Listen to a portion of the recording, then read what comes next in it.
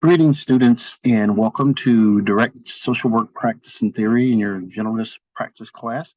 And today we're going to be reviewing Chapter 1. So hopefully you'll get a chance to read through the material before we actually come back to meet for class. So what we're going to be doing today is we're going to be spending time really looking at these particular three things.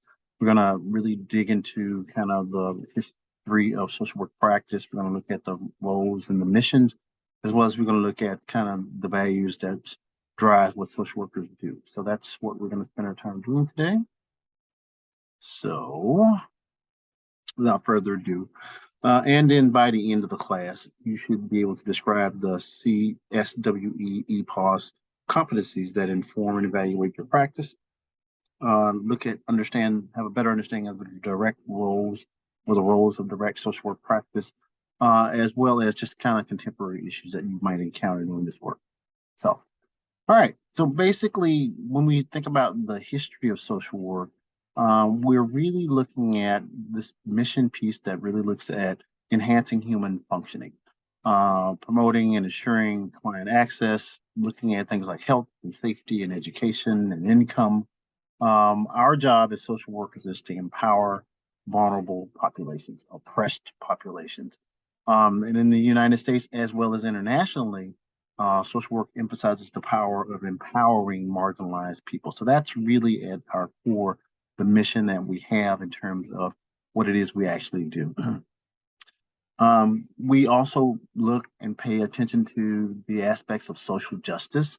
And that basically means that all people should have equal rights to resources in our society, not just a handful of people, not just a few, or not just those who have been deemed worthy, but all people needing to have access. So I would just challenge you to envision a world in which everybody was able to get what they needed, and where we would be in terms of the less frequency of the stress and strife that we experience these days. We're also looking at economic justice, making sure that people have access to livable wages, that they have meaningful employment, and that there's no discrimination. Also looking at environmental justice, making sure that we don't have environmental hazards or risks that are where people have to reside, and making sure that there are laws that support those things. So these are some of the missions of social work, and some of the contemporary pieces as well too. All right. Okay, this thing just wants to jump all over the place. All right, so direct social work practice is really face-to-face contact. So you're working with individuals, you're working with families, and it takes, it happens in a wide variety of settings. Sometimes social workers meet with people in their actual homes. Other times they're in agencies or in various treatment facilities. So direct practice is just that, direct. And it also might involve macro roles depending on the client's needs. So in other words, you may need to be able to advocate for something happening differently at a higher level in our social work system to make sure that the needs are met for a client. So if we were to think about, ensuring that people got the information that they needed so that they could access funds at a county or state level based on various eligibilities. That's a macro piece that we might want to think about as we move forward. And then we've got the three levels of practice, of course: micro or direct practice, individuals, couples, families. Meso practice is looking at groups and organizations or communities. And then macro practice is really looking at social planning as well as community organizing. At macro level, these social workers are really looking at community. So their clients are no longer just the individual families or individuals that are on a caseload, but more or less they are actually members of the community or the community. So it's about helping them understand, organize locally, regionally, and maybe even globally, given our access to social media and the speed at which we can share information. And then examples of social work practice are, community developer, organizer, policy analyst, developer, researchers, planners are all people who are really looking at the community as their client and looking at social change through policy change and implementation. So in generalist practice, social workers, you're gonna learn the foundational knowledge and skills and values here to be a part, that will form the basis of your BSW program and part of your MSW program.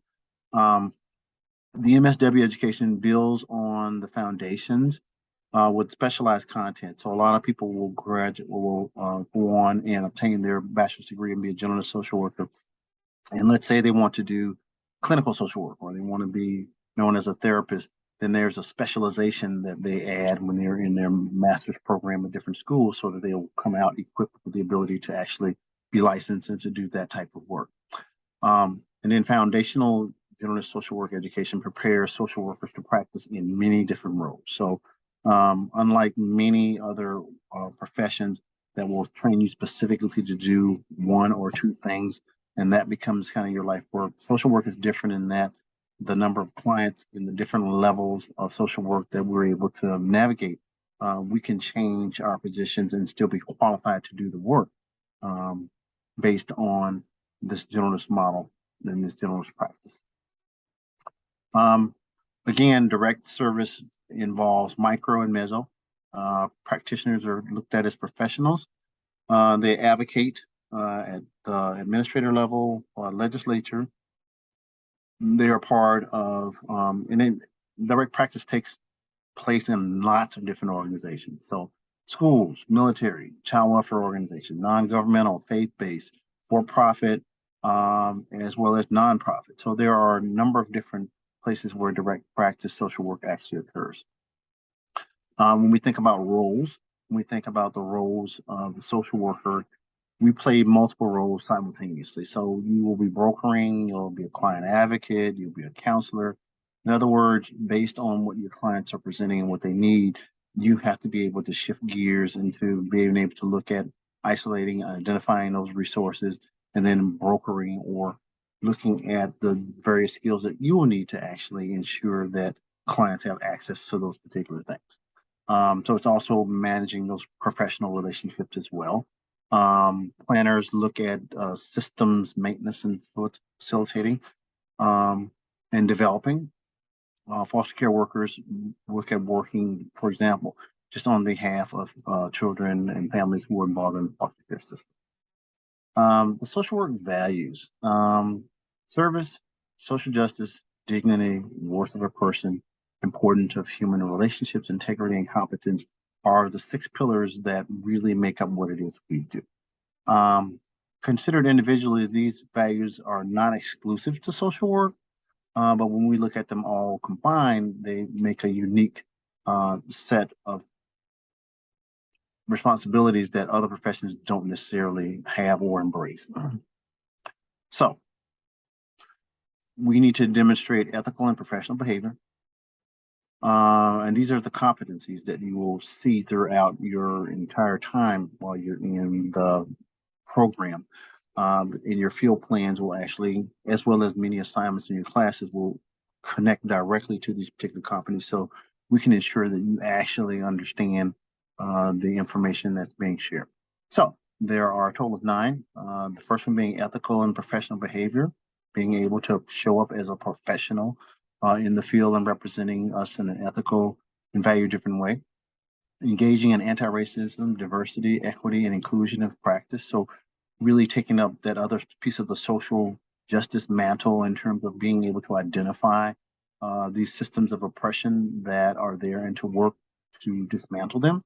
Advance human rights, social, racial, economic, environmental justice, to engage in practice informed research and research to inform practice. So we just don't do things because we think they're a good idea. We research the information before we utilize various techniques with the folks that we are working with to make sure that there is a sufficient body of evidence that suggests that these particular techniques have demonstrated some success over time and that it could actually work.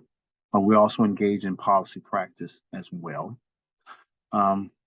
We engage with individuals, families, organizations, groups, assess individuals, families, organizations, and groups. we intervene with families, individuals, groups and organizations in the community, and then we evaluate practice. So these are the areas that you will be utilizing, and you'll be able to demonstrate competency in all of those areas as you matriculate through the program. Now, given that the work that we do is very draining and can be very taxing emotionally, self-care is something that we really have to be very mindful of. We're dealing with difficult situations all the time. We're dealing with people who are in crisis, who are experiencing trauma, and sometimes that trauma impacts and affects us just as kind of regular human beings. And so being able to recognize these signs of stress and burnout, really making sure that you are taking care of yourself and that you're part of organizations that are keen and key in terms of making sure that people's um, self-care is actually working for them and looking at that work-life balance. You can't do this emotional, traumatizing work without having the ability to take care of yourself as you move through the process. All right. So we're talking a little bit about pandemics, and this is a little bit more recent when we all think about COVID-19 and how it exacerbated those racial disparities and how we've moved to telehealth and a lot of services that were not prominent prior to the pandemics have kind of really shown us where we have some barriers and some gaps and where there is racial disparities and racism still operating in our system just by looking at the outcomes of people who um, contracted the virus and who were impacted mightily from a financial or from a health standpoint. Um, Also, everything that we do is paid for by someone.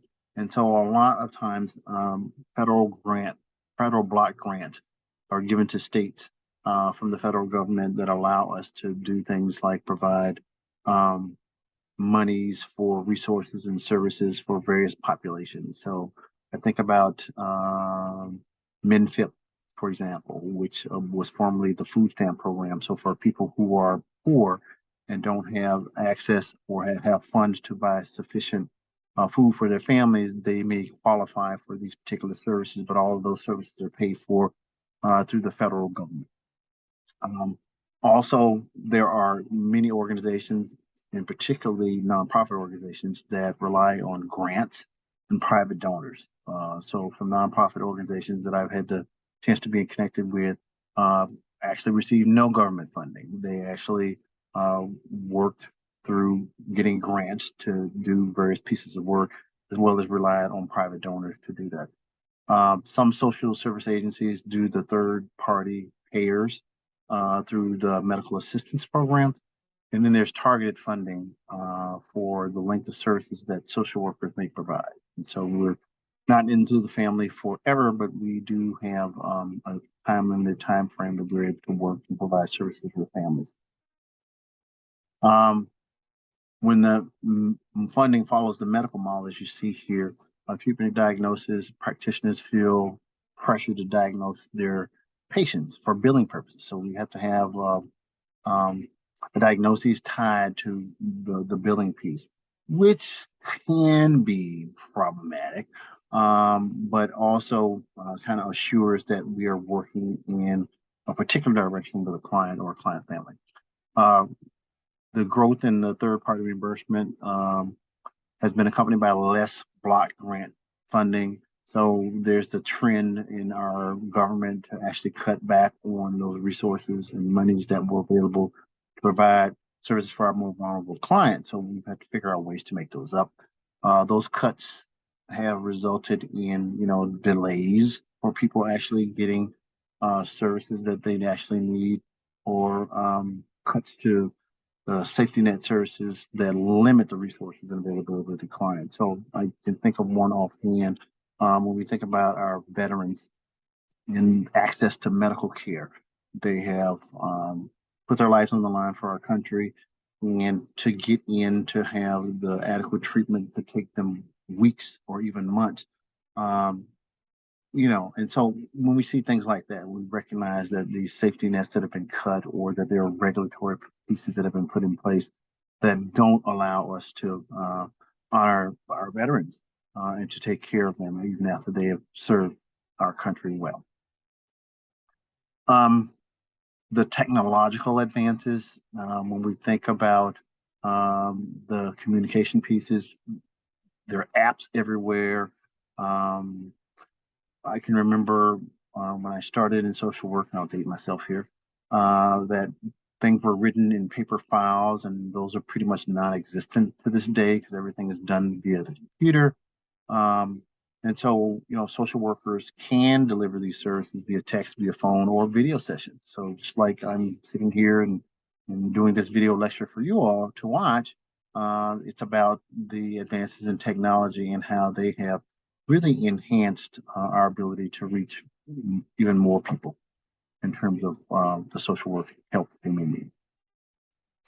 We'll look at these concepts like globalization. So, as we have immigrants that are coming to our country or that are going to other countries, as a result of war or any number of different things that might be happening globally, um, we have to be mindful in being engaged in those global humanitarian industries, really looking at um, how can we support folks who are experiencing the need for social work services in different parts of the world. Um, Being able to work across countries, being able to make sure that adoptions are happening, or that services for immigrants are there, or that um, resources to deal with trauma have taken place as well when those folks are moving to this country. And then we got the scientific knowledge. And so we're continually studying, researching, experimenting, and recognizing that there are various things that continue to impact our work. So when we think about clinical and ethical implementations of scientific breakthroughs in their work. So, for example, ACEs here, the Adverse Childhood Experiences, is a research tool that really helps us understand um, how people find themselves in a place where they have many more barriers than others, and that how it actually has an impact that can be actually lifelong. So, really understanding the relationship between people and their environment and things that happen in the context of that environment, and how that subsequently then impacts them is a very important piece that we need to think about. Medical assisted treatment, using medications with therapy to deal with addictions, harm reduction models where we're not looking at necessarily ending, say, maybe the use of a dangerous drug, but really reducing the amount of intake as a way of treating this particular situation and helping reduce the harm that's done by those chemicals. We also have the socio-political environment. Um, we've got this social piece and this political piece, and as you can see, whenever you turn on the news, especially as of late, there's always political and social things that are actually happening. When we think about Supreme Court decisions, when we think about people who are elected, when we think about um, you know um, the murder of people of color, by police, things of that particular nature. So there are a lot of different things that are pushing on um, us as social workers that we need to be aware of. So really maintaining that client-centered focus needs to be, and advocating for social justice are things that we're expected to do in terms of our work as social workers. We need to also continue to educate ourselves because, as we just learned, scientific discoveries are continuing to be made. They have an impact on our practices, so we need to be aware of that, as well as the practices that impact or oppressive to certain groups of people. We need to be mindful of as well. So that, for the most part, um, wraps up our presentation on Chapter 1. So I can encourage you to read and to be ready to have some discussions when we are in your lab situations or when we are meeting for our individual, or should I say, group time during the week to make sure that you understand the concepts and the methodologies that we're trying to help you understand in the context of this course. So thank you. Talk to you soon.